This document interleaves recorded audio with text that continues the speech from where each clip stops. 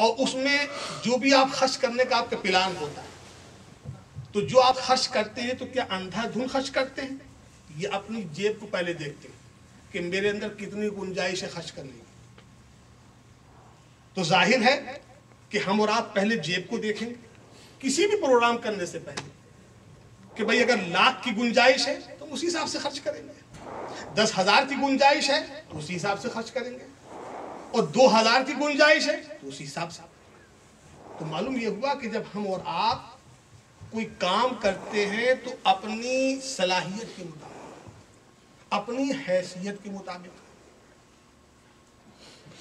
اور رب تبارک و تعالیٰ نے جب شیرینی تقسیم فرمائی تو اپنی حیثیت اس لیے نہیں کہہ سکتے کہ خدا کی کوئی حیثیت مقرر نہیں کر سکتا، خدا لامحدود. اور جو کہے خدا کو کہ خدا محدود وہ ہے مردود. تو خدا لامحدود، خدا کی حیثیت کو کوئی متعین کر نہیں سکتا. تو جب خدا نے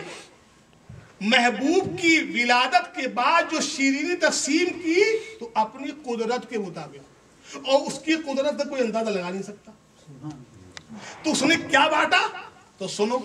رب تبارک و تعالیٰ نے جب اپنے محبوب کی ولادت پاک فرما دی تو اس کے بعد جو شیرین تقسیم کری تو میاں ہم اور آپ تو صرف جب بانٹتے ہیں تو اپنوں کو بانٹتے ہیں نا، مگر رب تبارک و تعالیٰ نے اپنوں کو بھی بانٹا، غیر کو بھی بانٹا. اپنوں کو کیا دیا؟ کسی کو تورات ملی، کسی کو انجیل ملی، کسی کو زبور ملی، کسی کو صدیقیت ملی، کسی کو شجاعت ملی، کسی کو سخاوت ملی، اور ہم سب کو رسول کی غلامی مل گئی. ہم سب کو رسول کی غلامی مل گئی، ہمیں قرآن مل گیا. اچھا صاحب، اور اس کے بعد رب تبارک و تعالیٰ نے ارشاد فرمایا اے محبوب ما کان اللہ لیعذبہم وانت فیہم. اے محبوب یہ بھی تیری میلاد ہی کا صدقہ ہے کہ یہ کفار، یہ مشرکین جو تیرے اور میرے نافرمان ہیں، جو تیرے اور میرے دشمن ہیں، تو محبوب ان کو بھی تیری میلاد کا صدقہ یہ دے دیا گیا کہ ان کو دھرتی پر رہنے کی مہلت دے دی گئی. اللہم صلی علی سیدنا مولانا محمد وعلی سیدنا مولانا محمد کما تحب و ترضی بان تصلی علیہ صلاۃ و سلام علیک یا رسول اللہ. تو میاں رب تبارک و تعالیٰ نے اپنوں کو بھی بانٹا اور غیروں کو بھی بانٹا، غیروں کو مہلت دے دی گئی ہے. یہی وجہ ہے کہ آپ دیکھ رہے ہیں کہ ان کو کھلی چھٹی دے دی گئی ہے، جو جائے کرتے رہے اپنے. خیر، اس کے بعد تو میں عرض کر رہا تھا کہ میلاد شریف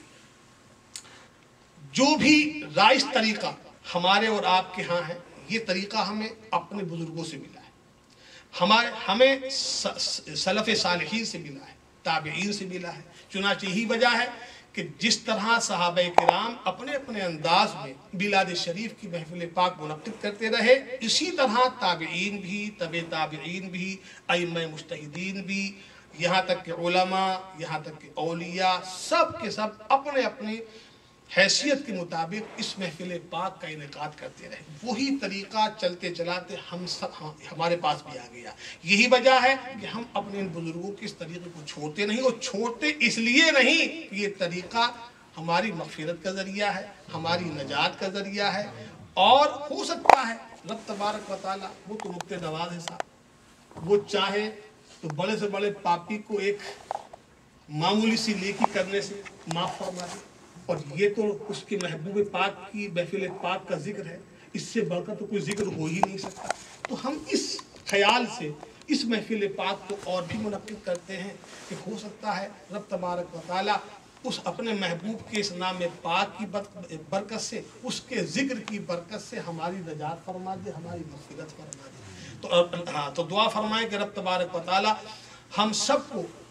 اس بات کی توفیق عطا فرمائے، اور ساتھ ساتھ اس کی بھی توفیق عطا فرمائے. یہ نہیں کہ ہم خالی میلاد شریف کر کے وہ بات ختم کر دیں، نہیں، بلکہ جو فرائض ہیں، جو واجبات ہیں، جو مستحبات ہیں، جو سنتیں ہیں، خواہ وہ مؤکدہ ہوں یا غیر مؤکدہ، ان سب کا ہمیں اہتمام کرنے کی ضرورت ہے. ہاں، کیونکہ بہت سے لوگ کو ہم نے دیکھا کہ وہ خالی میلاد شریف کر لیا انہوں نے اور گھر چلے گئے اپنے. نماز کا وقت آیا، نماز نہیں پڑھ رہے، روزہ نہیں رکھ رہے، حج نہیں کر رہے. تو یہ بات صحیح نہیں ہے. دیکھیے، کسی ایک چیز کو اگر آپ نہیں کر رہے تو اس کا مطلب یہ نہیں ہے کہ دوسری چیز کو بھی چھوڑ دیا جائے،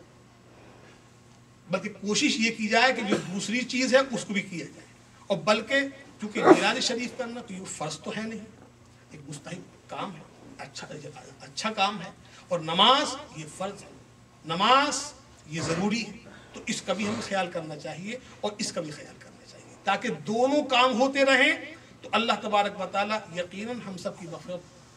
فرما دے گا۔ اللہ تبارک و تعالیٰ دعا فرمائیں کہ پروردگار عالم اپنے محبوب جناب محمد رسول اللہ صلی اللہ تعالیٰ علیہ وسلم کے صدقے طفیل اور خاص کر اس محفل پاک کے طفیل ہم سب کی مغفرت فرمائے، ہم سب کو ایک بنا دے، ہماری جماعتوں میں جو تفرقے بازی ہے اس کو دور فرما دے، اور ہم سب کو اعمال صالحہ کرنے کی توفیق عطا فرمائے، ہم سب کو اسوہ رسول پر چلنے کی توفیق عطا فرمائے، رسول کی تعلیمات پر عمل کرنے کی توفیق عطا فرمائے، اور ہماری اولادوں کو صحیح معنی میں اسلام پر چلنے کی توفیق عطا فرمائے۔ پروردگار عالم اپنے محبوب جناب محمد رسول اللہ صلی اللہ تعالیٰ علیہ وسلم کی اس محفل پاک کے صدقے طفیل ہمارے دلوں میں جو قدورتیں ہیں، ایک دوسرے کی طرف سے نفرتیں ہیں، ان کو صاف فرما، اور ہم سب کو ایمان کی حلاوت عطا فرما، ہمارے ایمان میں ذاتی عطا فرما، جب تک اس دنیا کے اندر زندہ رہیں تیرے اور تیرے رسول کے وفادار بن کر کے رہیں، اور جب اس دنیا سے ہم جائیں تو ہماری زبان پر کلمہ طیبہ لا الہ الا اللہ محمد رسول اللہ صلی اللہ علیہ وسلم ہو۔ اور پروردگار عالم اس محفل پاک کے صدقے طفیل جو بیمار ہیں ان کو شفائے کلی عطا فرما، جو بے روزگار ہیں ان کو روزی عطا فرما، جو بے اولاد ہیں ان کو صاحب اولاد فرما، اور جن کے دل میں جو نیک تمنائیں، نیک خواہشات، نیک ارادے خواہ دینی ہوں یا دنیاوی ہوں، ان سب کو اپنی بارگاہ کے اندر منظور قبول فرما۔ ربنا تقبل منا انك انت السميع العليم وتب علينا يا مولانا انك انت التواب الرحيم سبحان ربك رب العزة عما يصفون وسلام على المرسلين والحمد لله رب العالمين۔ ایک بات میں اور کہہ دوں، 2 منٹ کی بات ہے، صبح صلاۃ السلام کے لیے کھڑے ہو جائیں گے۔ عجب طرفہ تماشی والی بات ہے کہ جس رسول نے سلام بھیجنے کا طریقہ سکھایا